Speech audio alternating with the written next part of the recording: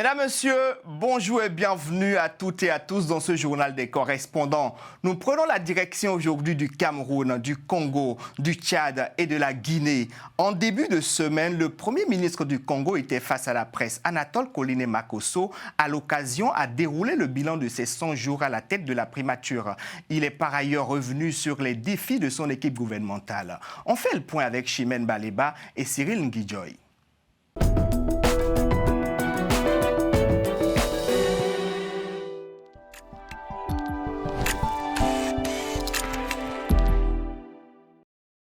Désigné au poste de Premier ministre le 12 mai dernier, Anatole Koliné Makosso a fait le point de ses 100 jours à la tête du gouvernement congolais. Face à la presse, il est revenu sur les premières réalisations de son équipe gouvernementale, notamment sur le plan de l'accès à l'énergie et l'adduction en eau potable dans les localités environnantes. Vous demandez, avec mon gouvernement, de vous donner l'électricité optimale en l'espace de 3 mois. Je voudrais bien faire le miracle. Et nous nous battons pour qu'on y arrive. Les délestages, il y en a encore, je le sais. Mais dans certains quartiers, de moins en moins, des problèmes presque résolus. Dans certains quartiers, mieux que dans d'autres, je le sais. Le Premier ministre en a profité pour dérouler sa feuille de route de relance économique en lien avec le projet de société du président congolais Denis Sassou Nguesso. Une ambition bien affichée qui passera d'abord par le rétablissement des équilibres macroéconomiques grâce à une gestion rigoureuse des finances publiques. Autre défi pour le gouvernement, la diversification de l'économie par l'exploitation des zones économiques spéciales, l'amélioration du climat des affaires à travers la promotion des petites et moyennes entreprises et le développement de l'agriculture pour lutter efficacement contre le chômage et la pauvreté. Enfin, la formation et la valorisation du capital humain en mettant un accent particulier sur l'éducation. Quittons le Congo pour le Cameroun voisin à présent. Mardi, le Premier ministre Joseph Dion-Douté s'est rendu à Bouéa, dans la région sud-est du pays, pour apporter aux populations affectées par les exactions des groupes sécessionnistes un message de soutien du président Paul Biya. Reportage de nos correspondants sur place.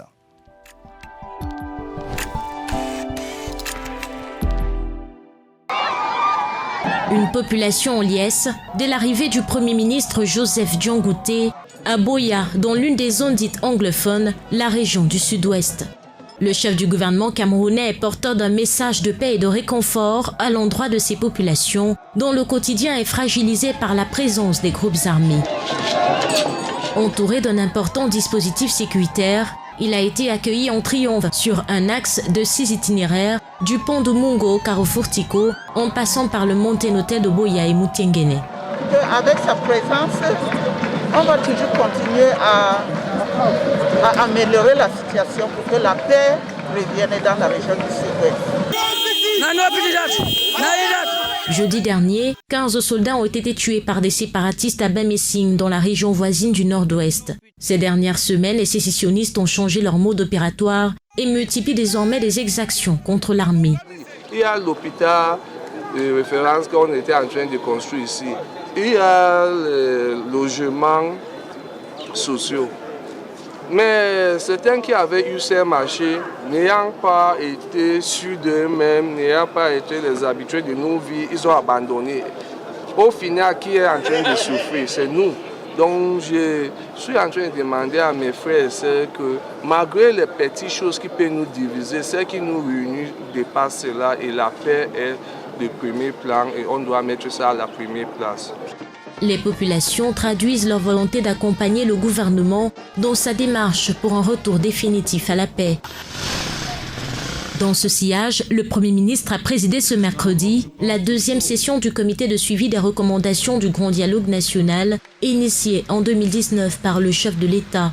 L'objet de ces travaux était entre autres évaluer le processus de mise en place d'un statut spécial pour les régions du Nord-Ouest et du Sud-Ouest, mais aussi accélérer le plan présidentiel de reconstruction et de développement des 2 régions adopté en avril 2020.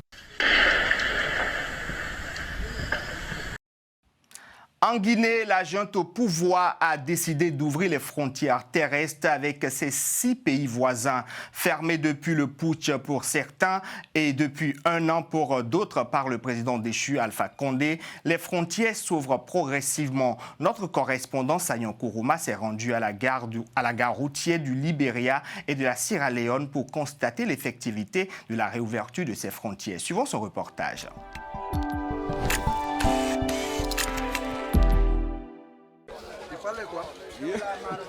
Un nouveau jour se lève pour Kernon et ses assistants chauffeurs de la route Conakry-Morovia. Après 3 semaines d'arrêt, ces usagers reprennent le chemin à la suite de la levée de la restriction. Des denrées alimentaires, des cosmétiques qui ont fait des semaines sans être embarqués s'apprêtent enfin à prendre la route.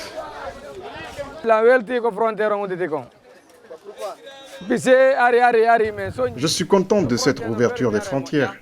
Quand les frontières sont fermées, ça ne fait pas nos affaires. Maintenant que c'est ouvert, on a la possibilité d'entrer et sortir. Nous en sommes vraiment contents.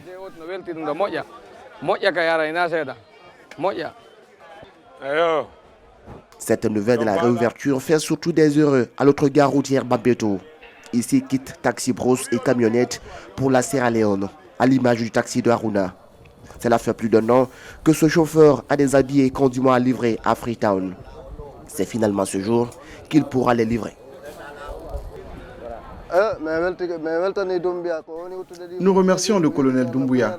Il a libéré tout le peuple. On avait galéré à la maison 1 an sans rouler. Aujourd'hui, c'est la délivrance. La souffrance était aiguë. Merci aux nouvelles autorités. Ici, les gens sont souffrus pendant 1 année et quelques comme ça. Il y a d'autres camions qui sont arrêtés là-bas. C'est pourri même. Il y a des petites voitures qui sont derrière les choses, aux frontières là-bas. Il y a d'autres chauffeurs qui sont partis même détasser leur véhicule là-bas. Puis on ne peut pas passer. Ça fait 1 année et quelques. Les gens souffrent.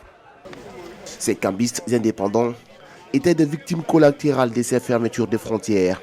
C'est ici, à la gare routière du Libéria, que ces pères de famille gagnent également leur vie à travers l'échange du franc guinéen et de dollars libériens. Aujourd'hui, c'est la fin du congé forcé pour ces travailleurs informels qui ont vu leur secteur paralysé.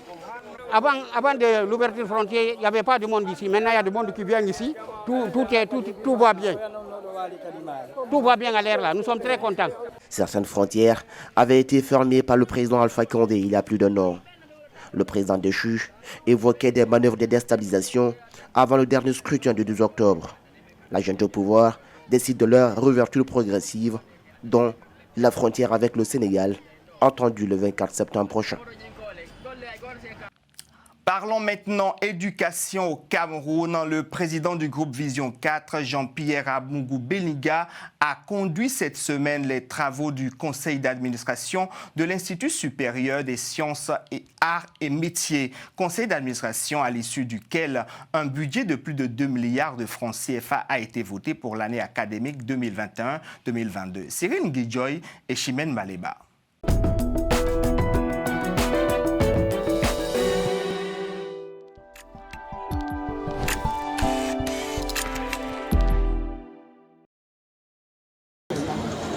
À l'aube de la nouvelle rentrée académique, le président du groupe Vision 4, par ailleurs président du conseil d'établissement de l'Institut supérieur des sciences, arts et métiers ISAM, a procédé à la validation du budget 2021-2022. Le budget est évalué à 1,3 milliard de recettes et 900 millions de dépenses. Ces fonds sont consacrés entre autres à la finalisation des travaux de construction de la bibliothèque futuriste Paul Biya, au paiement du personnel enseignant et administratif, ainsi qu'à la maintenance de l'outil de formation. Au cours des assises, les prouesses de l'ISAM ont été saluées par le représentant du ministère de l'Enseignement supérieur. Je crois que l'ISAM, bien que jeune, constitue l'un des plus gros fleurons de l'enseignement supérieur, tout au moins à Yaoundé. Je ne sais pas combien d'établissements ont ce niveau d'investissement. Ensuite, vous êtes essentiellement professionnel. C'est ce qu'on recherche. Nous remercions le ministère de l'Enseignement supérieur qui a bien voulu aussi élever 5 de nos enseignants d'Inissam, ce qui constitue tout le meilleur pour nous. Inissam bénéficieront de 25% des réductions.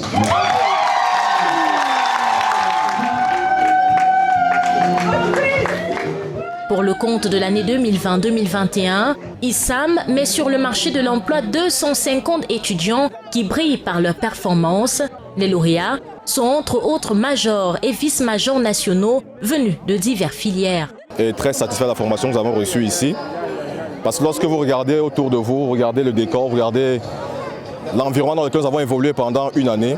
Et lorsque vous êtes au parfum de ce qui se trouve dans ces bâtiments-ci, de la qualité de l'équipement, vous comprenez qu'à ISAM, on lit l'utile et l'agréable. Et pour ça, un coup de chapeau à Sa Majesté Jean-Pierre Mourou-Boninga. Ce n'est qu'un premier pas pour le Master 2 que je suis en train de suivre actuellement. Et avec la nouvelle que le président a annoncée tout à l'heure pour les 25%, moi ça me ravit parce que voilà, ça va me permettre de pouvoir soutenir en fait financièrement mes études et pouvoir continuer sans problème. Les parents aussi sont très contents et grâce à ça, je compte continuer à ISAM.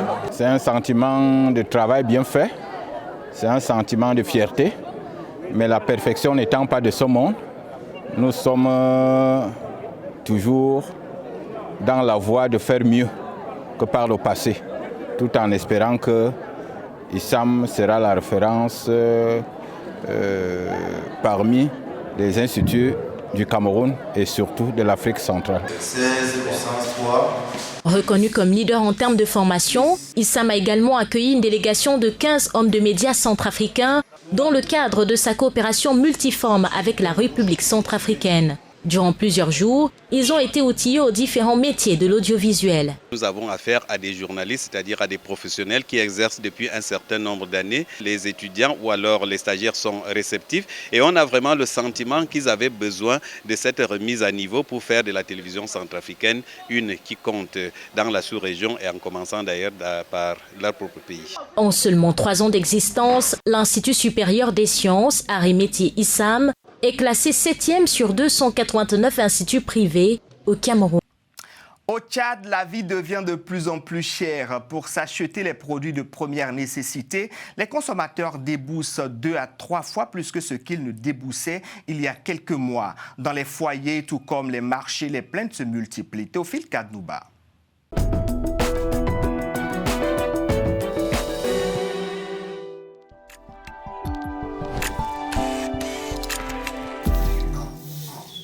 Âgé de 35 ans, Nekwanodi Prudence, qui habite le quartier Abénan, 6 au 7e arrondissement de N'Djamena, la capitale tchadienne, se sent fière dans son foyer.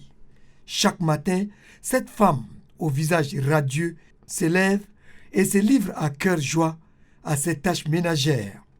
Cependant, au moment de se rendre au marché, cette mère de 4 enfants affiche un visage triste. Une tristesse qui trouve sa raison dans cette équation aussi difficile à résoudre ces derniers mois. Quand je vois l'argent, je vois le prix du marchandise au marché, c'est difficile. Les marchandises maintenant, tout est augmenté. Le prix des huiles, viande, du riz ont triplé même. À pas découragé, Nekwanodi Prudence se rend au marché. Mais cette réalité hante également les autres ménagères en ces temps. Et comme une pluie, les plaintes tombent de partout. C'est pas facile. 3500 si à le riz, à l'huile à la maison, ça peut. Ça, la femme peut préparer une bonne nourriture. Voilà une autre femme à bout de souffle. Mais les commerçants, eux, ne se plient pas. Leurs raisons, bien établies, servent de défense. Avant, on achetait les oignons quelque chose de 13 000. Et maintenant, c'est 32 500. J'augmente le prix de coron. Avant, je vendais le moins cher. Et maintenant, là, c'est cher comme pour avoir mon argent. Et pour Nekwanodi Prudence, toutes les astuces ne suffiront pas pour garnir le panier aujourd'hui. Avant, avec 1500, on préparait. Mais maintenant, on sait quoi faire de nos jours pour nos enfants. Si l'équation est déjà intenable Pour Nekwanodji Prudence, elle l'est encore plus pour certaines femmes qui ne disposent que de moins de 1000 francs par jour pour nourrir leur famille.